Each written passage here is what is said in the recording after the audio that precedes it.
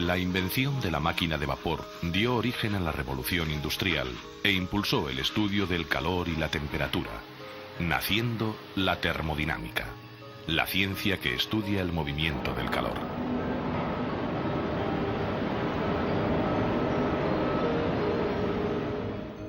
La materia no es otra cosa que energía muy concentrada, y la forma de energía más habitual del universo es el calor.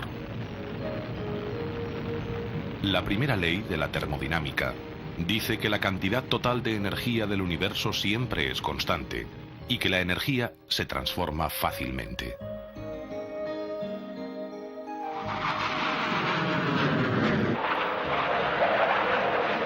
La energía térmica se transforma en energía cinética en el motor de un avión o de un barco moderno, o también en energía eléctrica en las centrales térmicas.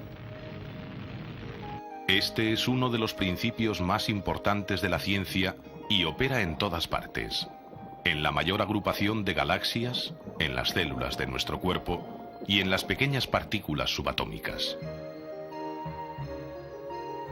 La segunda ley de la termodinámica establece las condiciones en las que se producen las transformaciones de energía. Afirma que el calor fluye de forma natural de un cuerpo caliente a otro frío, pero no al revés. La segunda ley también dice que el calor no se puede transformar en trabajo con un 100% de eficiencia. Esto se debe a que en cada transformación parte de la energía se disipa en el ambiente y pierde la capacidad de producir cambios, haciéndose inaprovechable. Las modernas centrales térmicas, por ejemplo, solo pueden aprovechar un tercio de la energía del combustible. El resto se disipa en la atmósfera. La segunda ley de la termodinámica también dice que en un sistema aislado, con el tiempo, va aumentando el desorden.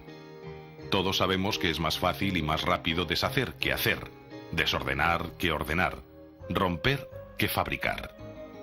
Se necesita menos energía para romper una botella que para fabricarla. En física, el desorden se conoce como entropía y mide la cantidad de energía que se disipa en las continuas transformaciones y que no se puede recuperar. La entropía nunca disminuye y siempre aumenta en cada transformación energética.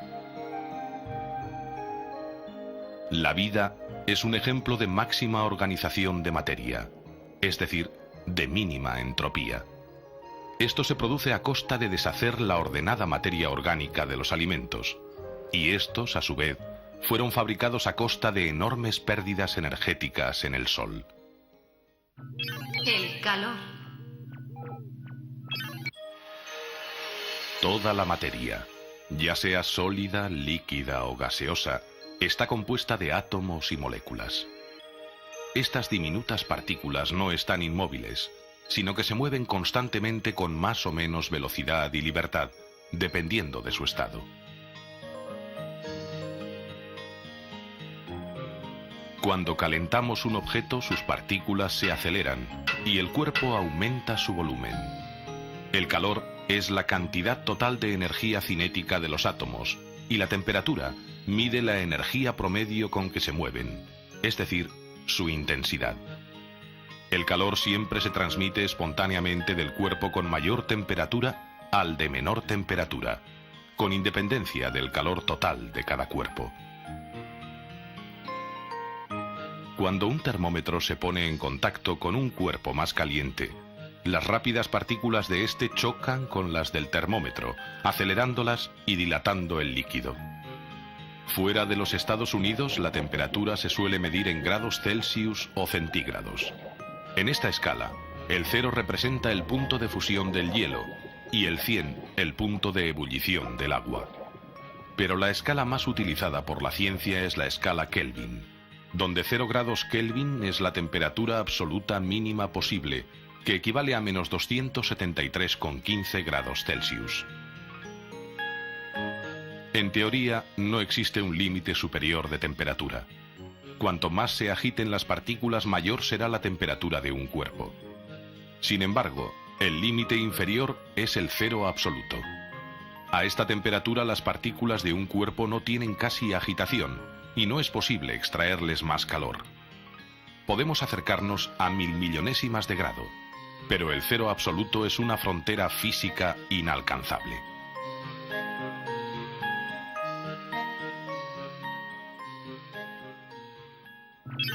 Calor y materia. A nivel del mar, cuando se aplica calor al hielo, este aumenta su temperatura, pero nunca sobrepasa los 0 grados Celsius. A partir de ahí se va transformando en agua. Del mismo modo, el agua no sobrepasa los 100 grados Celsius, ya que a partir de ahí se convierte en vapor.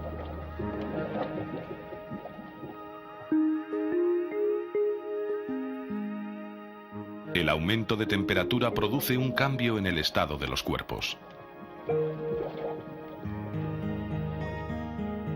Generalmente, cuando un cuerpo se calienta, se dilata y disminuye su densidad.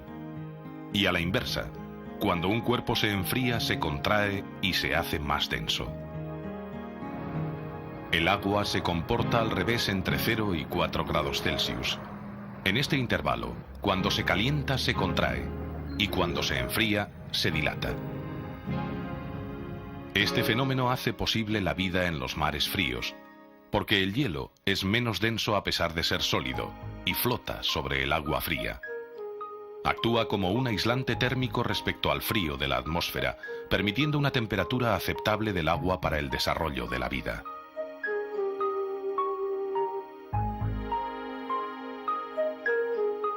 El calor puede propagarse de formas diferentes. En los cuerpos sólidos se suele transmitir por conducción. Si calentamos una barra metálica en un extremo, el calor se extiende hasta el otro extremo, porque las partículas más calientes se agitan más y comunican su movimiento a las partículas vecinas. Los metales son buenos conductores, al contrario que la madera, el plástico o el vidrio. El corcho, la espuma de poliuretano o la lana son malos conductores y por ello se utilizan como aislantes térmicos. En los líquidos y los gases ocurre algo diferente. Si calentamos una cazuela con agua, el líquido que está más cerca del fuego se dilata antes, se hace menos denso y tiende a ascender. Las moléculas menos calientes son más densas y tienden a bajar, creando las llamadas corrientes de convección. Los vientos, por ejemplo, son corrientes de convección que hay en la atmósfera, donde el aire está a diferentes temperaturas. En el vacío y a través de algunos gases, el calor se transmite por radiación. Todos los objetos del universo irradian calor, y gracias a ello, ha sido posible la vida en la Tierra. Aplicaciones del calor. El mundo moderno se caracteriza por el gran consumo de energía. Por eso continuamente se investigan nuevos métodos para conseguir un mejor aprovechamiento energético. Las máquinas liberaron al hombre del sufrimiento del trabajo físico. Una máquina térmica es un dispositivo que transforma el calor en otras formas de energía. Habitualmente la combustión de sustancias como la madera, el carbón o el petróleo producen un calor que es absorbido por un líquido, generalmente el agua, que se dilata y se convierte en vapor.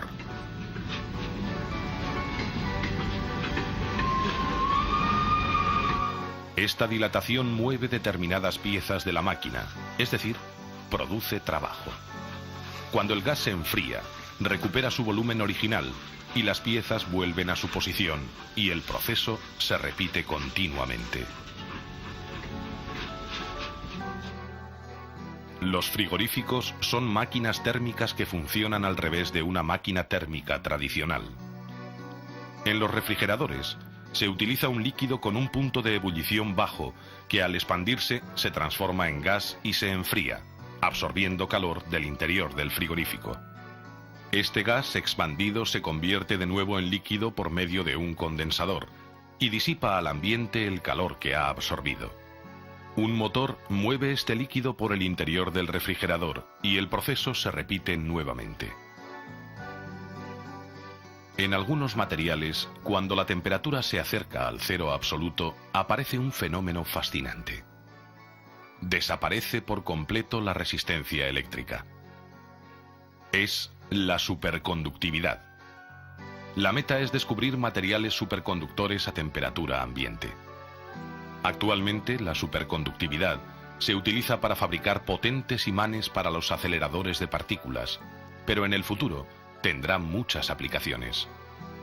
Permitirá ampliar la memoria y la velocidad de los ordenadores. Los trenes funcionarán por levitación magnética, y en medicina, los aparatos de resonancia magnética nuclear tendrán costes bajos. En las instalaciones eléctricas, la superconductividad evitará pérdidas de energía en el transporte y almacenamiento de la electricidad. En el mundo de las partículas subatómicas y en todas las manifestaciones de la naturaleza, se producen cambios energéticos. Tras la aparente sencillez de las leyes de la termodinámica, se esconde la explicación profunda de todos los cambios que tienen lugar en el universo. El siglo XX ha conocido revoluciones científicas como la mecánica cuántica y la teoría de la relatividad. Y sin embargo, después de siglo y medio, las leyes de la termodinámica siguen siendo uno de los pilares fundamentales de la ciencia.